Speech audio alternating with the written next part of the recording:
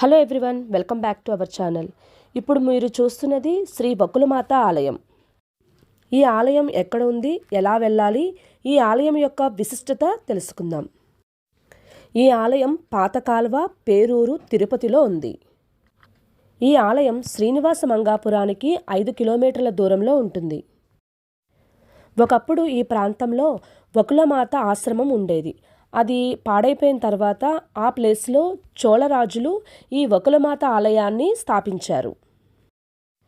తిరుమల శ్రీ వెంకటేశ్వర స్వామి వారి దర్శనం చేసుకున్న తర్వాత అక్కడ నుండి మనం కింద శ్రీనివాస మంగాపురం ఇవన్నీ లోకల్ టూర్లు చూస్తూ ఉంటాం కదా, అప్పుడు ఈ బకుళమాత దేవి ఆలయాన్ని కూడా దర్శనం చేసుకోవచ్చు. ఇప్పుడు మీరు చూస్తున్నది శ్రీ ద్రౌపది ధర్మరాజుల దేవాలయం. ఇక్కడ నుంచి కొంచెం ముందుకు వెళ్తే మనకి బకుళమాత ఆలయం వస్తుంది. చూస్తున్నారు కదా, అక్కడ కనిపించే ఆలయమే బకుళమాత ఆలయం. బకుళమాత శ్రీకృష్ణుడి తల్లి అయినటువంటి యశోద యొక్క అవతారం. ద్వాపర యుగంలో యశోదమాత శ్రీకృష్ణుడి యొక్క బాలుడుగా ఉన్నప్పుడు ఆయన చేసే లీలలను చూసి ఎంతో ఆనందించిందట. కానీ ఆయన యొక్క వివాహం చూసే భాగ్యం ఆవిడకి దక్కనందుకు ఎంతో బాధపడింది. తన కుమారుని యొక్క వివాహాన్ని కనులారా చూడాలనే కోరికను శ్రీకృష్ణుడికి తెలిపింది. అప్పుడు శ్రీకృష్ణుడు కలియుగంలో ఆమె కోరిక నెరవేరుతుందని, తాను వెంకటేశ్వర స్వామిగా అవతరించినప్పుడు ఆమె తన తల్లిగా ఉంటుందని వరమిచ్చారు.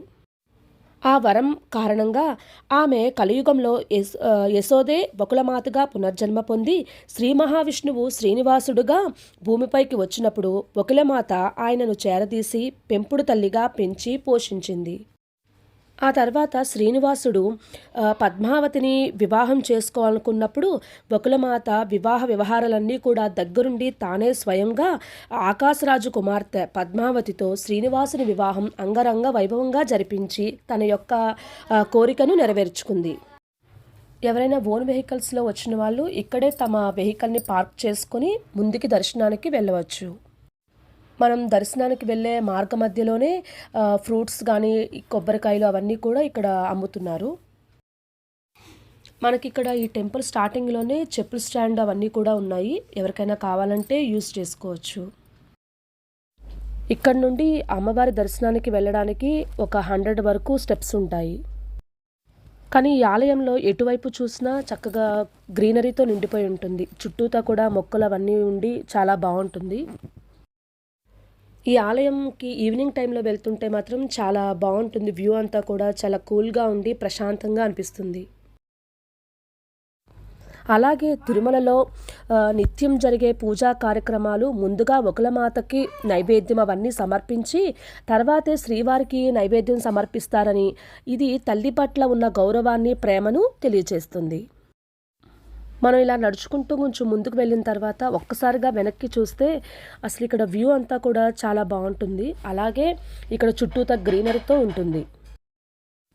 ఈ బకుళమాతకు సంబంధించిన ఆలయాలు 2 చోట్ల ఉన్నాయి అంటారు. ఒకటి తిరుమలగిరులలో, మొదటిది తిరుపతిలో కపిలతీర్థం దగ్గర ఉన్న ఈ ఆలయం. మరొకటి ప్రధాన ఆలయంలో విమాన ప్రదక్షిణ మార్గంలో ఆగ్నేయ దిశలో ఉన్న పోర్టు, అంటే వంటగది ఉంటుంది కదా, అక్కడ పోర్టులో ఉన్న బకుళాదేవి దగ్గర ఉండి తన కొడుకుకి కావలసిన తినుబండారాలన్నీ చక్కగా శుభ్రంగా దగ్గరుండి వండిస్తుందని అంటారు.